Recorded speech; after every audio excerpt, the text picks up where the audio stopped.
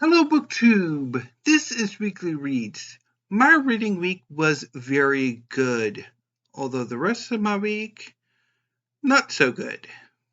Anyway, let's get started. So, my plan for the weekend, my weekend's reading, was to focus on two works of 20th century American drama. Over the last few weeks, months, I've had a strong desire to add 20th century American drama to my collection, although I haven't really gone about and actually done it so much yet, but the desire is still there. But I haven't necessarily read any of the plays that I do have. And that's one thing about when I do add classics, canonical, modern, and contemporary fiction, poetry, and drama to my collection is that the desire to add them to my collection may not necessarily be matched by the reading experience. So my plan was to read Our Town by Thornton Wilder, and one of the plays included in this collection of the plays of William Inge, which I eventually decided to go with Come Back Little Sheba. So on Saturday, I started with Come Back Little Sheba by William Inge, and I liked it. It's a short play set in a Midwestern city after World War II. It's about the Delaney's, a married couple entering middle age. Doc Delaney is a chiropractor and recovering alcoholic, while Lola Delaney is a stay-at-home housewife, who, at least at the start of the play, doesn't really keep house all that well. To make it a little extra money, they rent out a converted dining room to a young art student named Marie. Marie is from Cincinnati, and she's in an open relationship with her sweetheart, Bruce. So while she's at university, she's also seeing a young athlete named Turk, who also models for her as a life in life studies. So over the course of the play, Marie sort of, so over the course of the play, Doc Delaney falls off the wagon and has to be committed to the local hospital to sort of detox after he assaults Lola. And during this, or shortly before and after, Marie announces that she's engaged to Bruce, is leaving school, and is going back to Cincinnati. So the thing about the relationship between Doc and Lola and Marie is sort of both older people have crushes on her. In Doc's case, it's a paternal crush. Lola is the daughter that Doc wishes he had. And in a way, he idolizes her and is overprotective of her. Lola, on the other hand, her crush isn't so much maternal as it is temporal. Lola sees in Marie herself as a young woman. And with Lola having the freedoms, particularly the romantic freedoms, that Lola herself never did. It's revealed that Doc and Lola's marriage was a young one, with a bit of a teenage pregnancy that ended up being a miscarriage. Although it could also have been an abortion.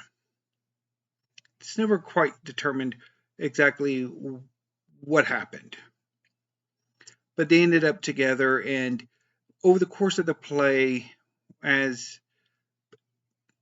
it's kind of revealed that there's some resentment. I mean, it's a very toxic relationship. In fact, a lot of the relationships in the play are quite toxic. But so Lola sees Marie as sort of who she wishes she was. And Lola gets a voyeuristic thrill from watching Marie's, or eavesdropping on Marie's relationship with Turk. Lola also has a bit of flirtation with the mailman and the milkman. And so eventually the play, which is technically a comedy, because, I mean, the world is restored at the end and there is a marriage, but that it's a unsettled comedy in the fact that these characters aren't, I mean, in a way, the reconciliation is forced. That Lola and Doc are trapped in this marriage, and they're making the best of it, even if, particularly from a more contemporary standpoint, she should leave him. But anyway, yeah, I enjoyed it, and I was quite surprised that I did enjoy Come Back Little Sheba, which, if you're wondering, where in the heck does this title come from? There's a little dog named Sheba that disappeared. And periodically, Lola will go out on the porch and call out, "Come back, little Sheba." And at the end of the play, Lola accepts that Sheba's not coming back. That she probably, even though I don't know necessarily if dogs are prone to probably like disappearing before they die or something. But something happened to Sheba, although it's never touched on what exactly happened, except she disappeared. So that was Come Back Little Sheba. Let's put you with the books I just hauled. So the plan, so I did that on Saturday, and so the plan was to read Our Town on Sunday. But that did not happen because of events, and I'll get to in a second. So, I read Come Back Little Sheba in the morning, and in the afternoon I read 2 volumes of manga. Volume 37 of My Hero Academia by Kohei Horikoshi. So this volume picks up where 36 left off. So Deku is racing. So My Hero Academia is a superhero-inspired manga series. So Izuku Midoriya was born quirkless. He's one of the 20% of the population who were not born with superpowers. In an act of bravery, Izuku inspires the hero All Might, the greatest hero in Japan, to take him on as an apprentice and to grant him his quirk, One for All. This allows Izuku to matriculate into UA, the greatest superhero high school in Japan, and he takes on the superhero moniker Deku. While All Might's presence has led to decades of peace in the world, that peace is shattered throughout the course of the series as an organization called the League of Villains rises to power and gradually launches an all-out assault on the superhero community in Japan, leading to this final battle where what remains of the heroes take on an enlarged League of Villains that has, over the course of the series, merged with another villainous group called the Meta Liberation Army. So this is the point where the final battles are taking place, where the main fight is between Deku and his mirror image, Shigaraki, who is the apprentice of All Might's opposite, All for One. So basically, it's the start of Deku's fight with Shigaraki, and also setting up some of the other major marquee fights that are going to take place in these final volumes. The main fight that's being set up is the Todoroki family showdown between Endeavor, his son Shoto, the rest of his family who are not professional heroes, and his villainous son Toya, who goes by the supervillain name Dabi. So I really enjoyed this volume. It was amazing, just absolutely amazing.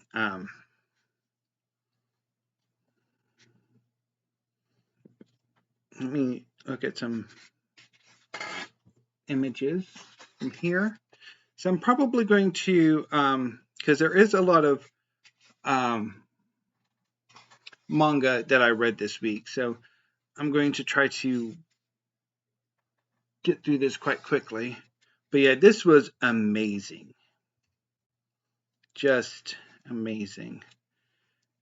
And of course, I mean, with the final fights, they are very action-packed. And this was amazing. I will be heartbroken when the series fully ends, but I will come back to it again and again and again. And I also read the second volume of Black Clover by Yuki Tabata. So Black Clover is a fantasy series in which most of the human population have magic, except for our main character, Asta. However, that doesn't mean that Asta doesn't have ambitions.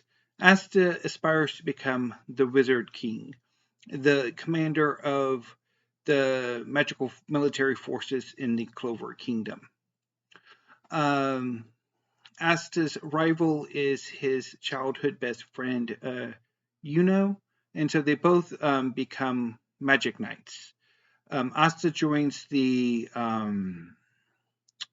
Black Bulls, who are sort of outcasts, while Yuno joins the more prestigious Golden Dawn. So for the first part of this volume, it wraps up the storyline that started in the first volume. Asta and some of his fellow knights are sent to a village to go on a mission.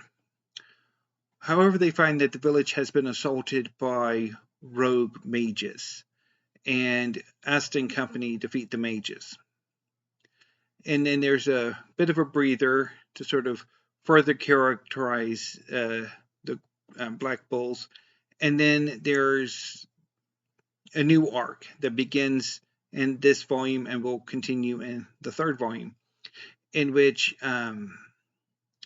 a team of the Black Bulls, as well as a team from Golden Dawn, which includes Yuno, are sent to explore a dungeon and claim its treasure for the Clover Kingdom. However, this dungeon is close to the Diamond Kingdom, and so the Diamond Kingdom has sent a team of their own to claim the treasure for them. The Diamond Kingdom is a more militaristic kingdom than the Clover Kingdom is. And I really enjoyed it. This was a great volume. I am definitely going to collect more of Black Clover.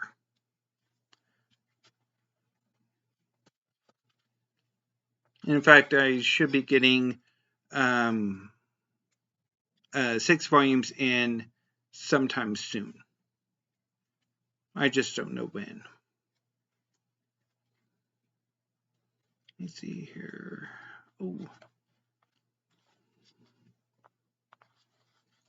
But yeah, I want to show some looks at there's there's that. So just I really had a blast with this.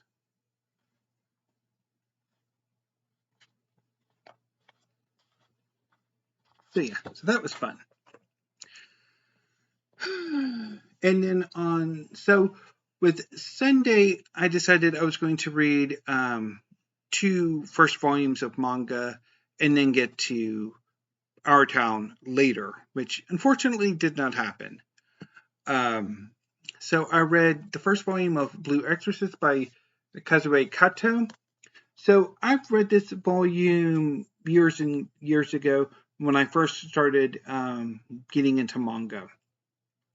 So Blue Exorcist is the story of twins, Rin and I'm blanking on the other twin's name. Yukio? No. Oh. So it's about these 2 twins, Rin and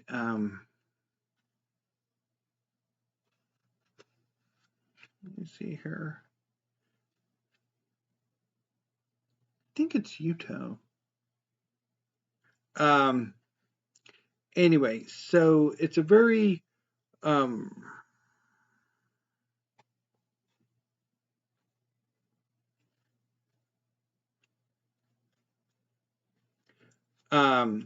so these brothers live in an orphanage in a town called True Cross, which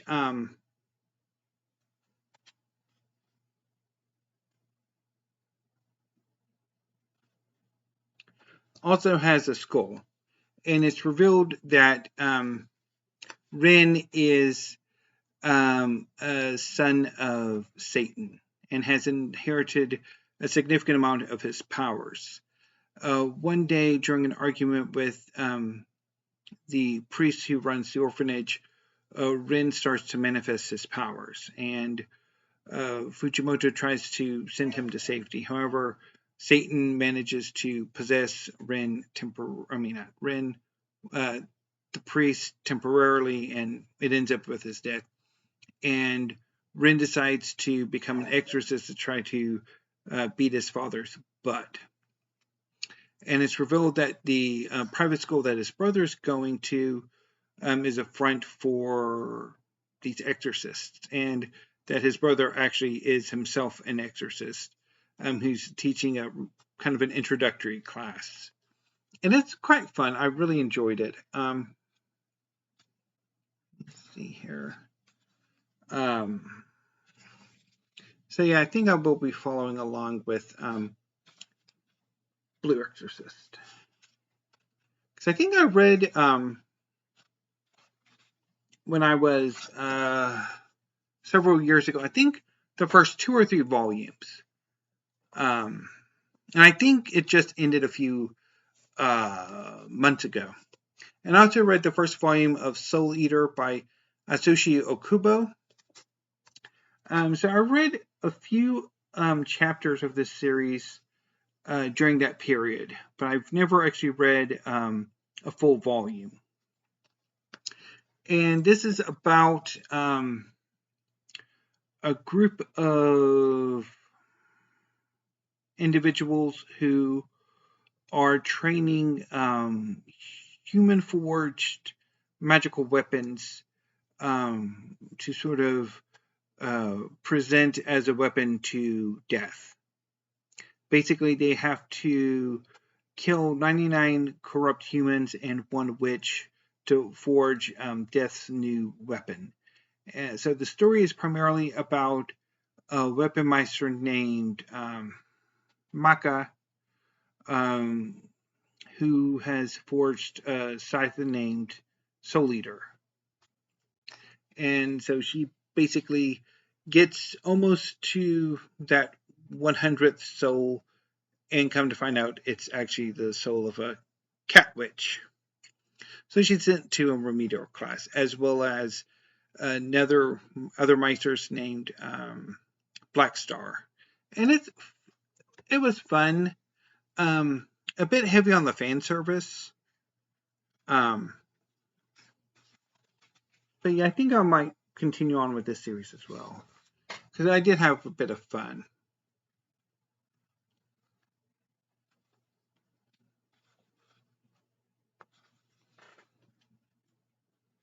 Anyway.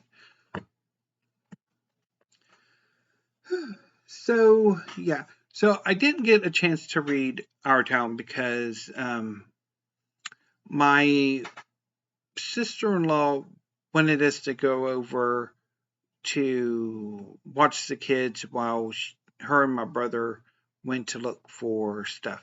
They have a side hustle where they find stuff on the curbside that's basically being put out the trash, but honestly aren't that bad quality, and sell them. And my brother thought he was going to, I think the idea was that they were going to do that, and then he was going to help his mother-in-law build a new kennel for her dog. And it didn't quite work out. It's like my brother and his wife did not quite weren't on the same page. And so that visit was a bit of a pain in the rear end. But I did have enough time to read a collection of poetry. So I reread First Nights by Niall Campbell, and I had fun. This is a delightful collection of poetry that I've talked about several times now. So over the course of the work week, I read the rest of Great Priest Imhotep by Makoto Morishita. So I read the volumes 5 through 11. So Great Priest Imhotep is a series about the famous Egyptian priest Imhotep. In this setting, he is a young man who befriended a prince named Djoser. Djoser is special in that he is born with the Sun Soul. Basically, in this setting, criminals are consigned to hell. They manifest a black mark, which is evidence of the anti-god Apophis's corruption. However, this corruption builds up into a miasma, and to sort of clear the miasma, individual born with the Sun Soul must be sacrificed, and that sacrifice allows for the miasma to temporarily clear up. However, Imhotep befriends Djoser and wishes to save him, so he attempts to cast Damnatio Memoriae, which is a spell that rewrites the world, and his intent is to basically erase the miasma. However, as he casts the spell, Djoser is already sacrificed, and in the sort of chaos that ensues, hell is erased, and Djoser returns to the land of the living with a companion, Apophis. Imhotep manages to defeat the Apophis-possessed Djoser, and is bound for 3,000 years. In reality, Imhotep lived 2,000 years earlier, so it's actually 5,000 years, but in the series it's 3,000 years.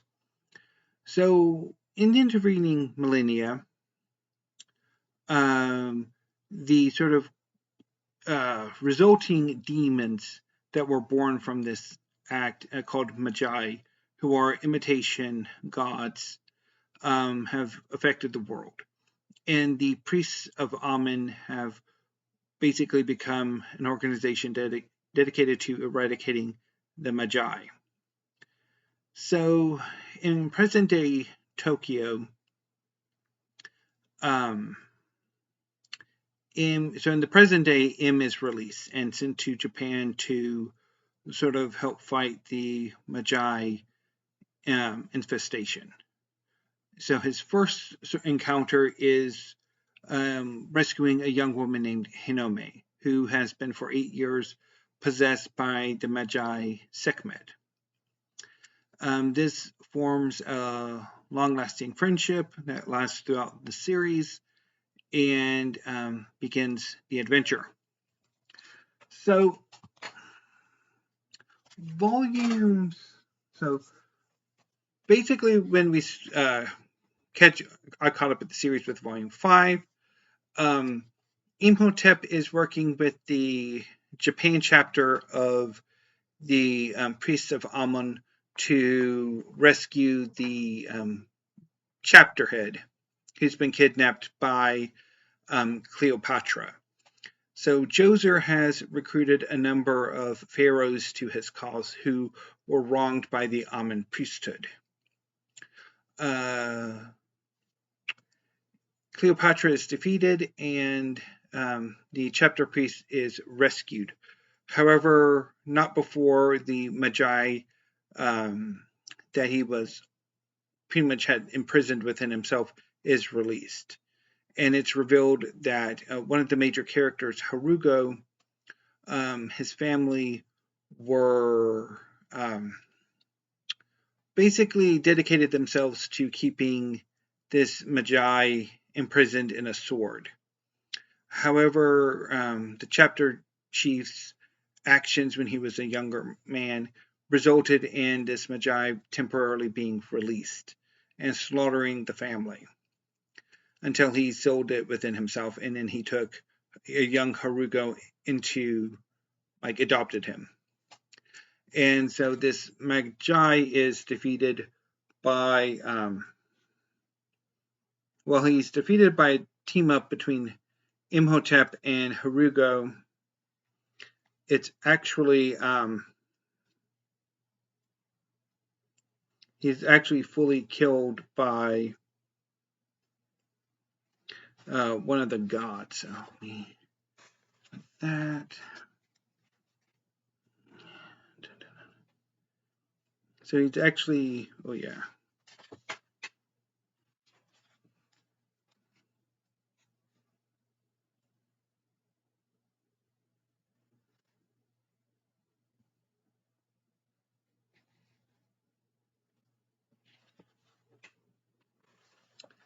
so this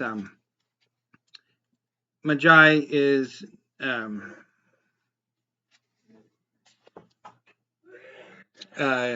killed by one of the real gods.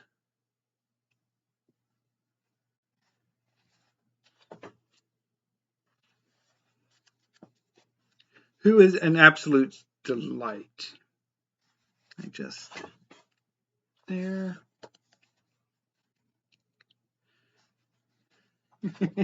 Seth, who is absolutely a delight. He is hilarious. In fact, all of the Aeneid are actually quite hilarious, but Seth is the most hilarious of them all. It's just... Anyway. So from there, they head to Egypt, and there's, which includes Hinome at this point. And their first mission is to investigate some drug that activates the black mark of Apophis. And it's eventually, and here they encounter Ramses and sees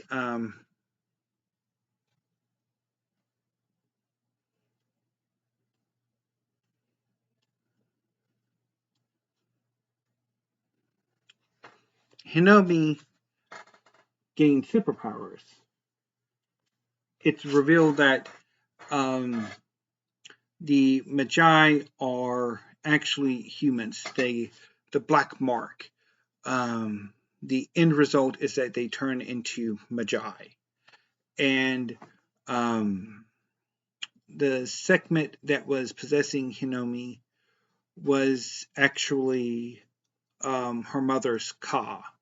Her mother was an Egyptian who was used by the priesthood as a means to resurrect or to sort of create a new segment, which is one of the conflicts of the next arc, in which the drugs are used to attack a small enclave state that the Amun priesthood controls. And so one of the higher-ups in the Amun priesthood is planning on using Hinomi to sort of restart Project Sekhmet, while his subordinate is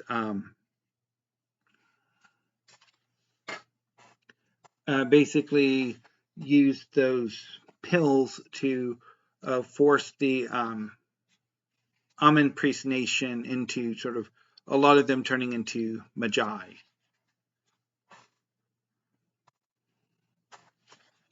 And then once that arc is wrapped up, the final battle is commenced between Im and the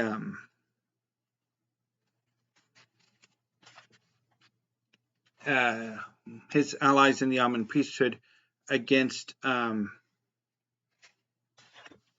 Apophis.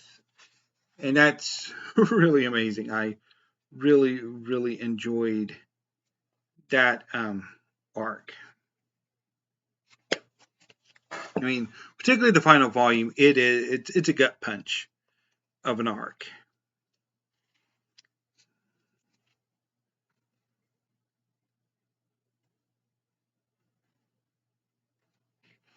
So this is basically what happens when you sort of are taken over by the Magiification.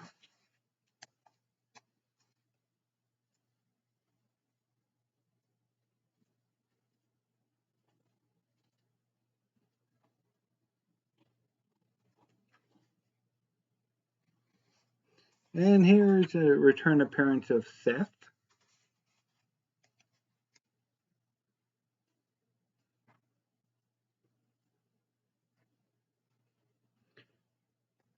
And then there's the truth of who exactly Imhotep is, which is just amazing. That's that.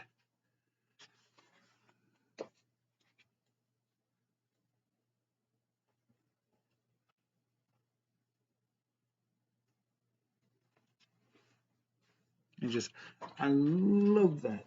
Just amazing. So yeah. So then the final volumes are largely about the final fight and sort of how the world is healed afterwards. So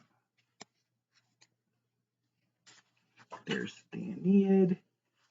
So yeah, I've really enjoyed this series. It was amazing.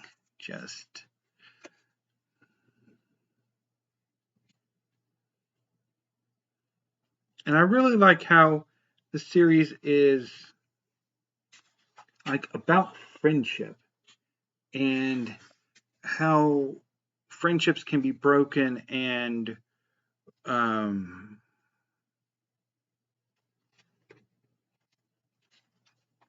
sort of reforged even after disagreements.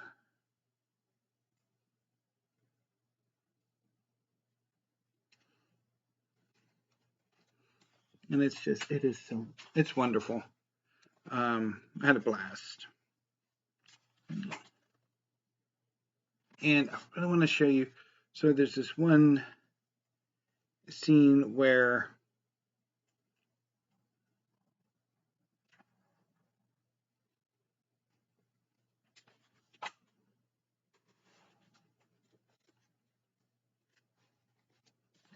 it is so wonderful. I really just really enjoyed this series immensely. And today I managed to read the first volume of Frieren, Beyond Journey's End by Kanehito Yamada and Tsukasa Abe. So this is a fantasy series in which the elf Frieren was part of a party of adventurers who, over the course of a 10-year journey, defeated the Demon King.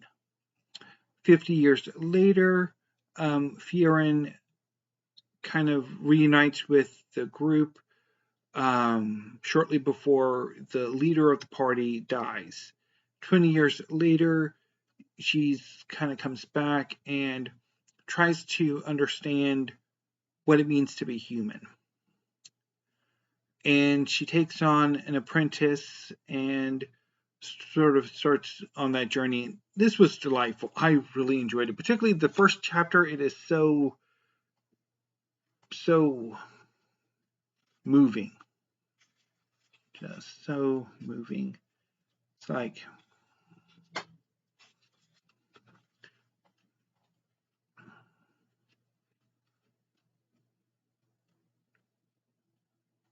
and I really like how they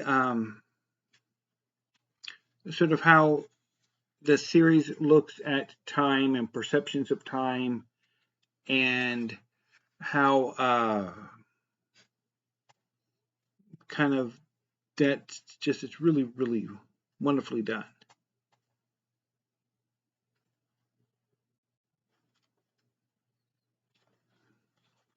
So yes, I'm definitely going to be looking for more Frieren, Beyond Journey's End as well. So, what will I be reading this coming reading week? So,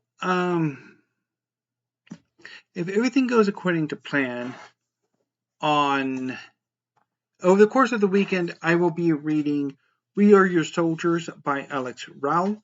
This is 20th century history of the Middle East about the Egyptian president Gamal Abdel Nasser and his influence on the Arab world.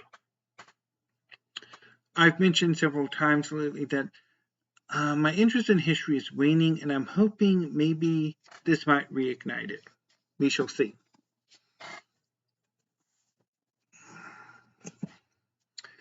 Monday and Tuesday, I hope to read some poetry collections by Myronn Hardy. I'll start with the collection that I've had for a few years now, Radioactive Starlings, before reading his most recent work, Aurora Americana, which I hauled a few days ago. And then Wednesday, Thursday, and Friday, I hope to read 9 volumes of Naruto by Masashi Kishimoto, starting with volume 28. And if either have time or decide to go ahead and do it, I will also try to get to Our Town by Thornton Wilder, which I'll get to at some point. I just don't know when. Anyway, BookTube, that was a long weekly read, which actually improved my mood. I mean, in addition to that bit of unpleasantness on Sunday, we went over there on Tuesday, and also today, so that my brother and sister-in-law could work on her mom's tiny house or shed or whatever the hell it is. And I really didn't particularly want to go over there. But yeah. So anyway, so hopefully this coming week will be a lot better, although I don't know, because there will be some disruptions. My aunts are coming to visit my mom this coming Tuesday, so there may not be a video, or if there is, it probably will be another late one. I mean, again, I am expecting at least one book haul next week, probably 2, because I do have an order with Pals, which is 6 volumes of Black Clover, and then I have selected and collection from Adrian Rich from a different seller. And I'm feeling the need to buy some more books, so I might also do that. So anyway, BookTube, this weekly read has gone on way too long, so I'm going to go ahead and sign off for now and go watch some other BookTubers' weekly reads or Friday reads. So until then, thank you, BookTube. Have a great rest of your evening and have a great weekend. And until I see you next week, thank you and stay safe.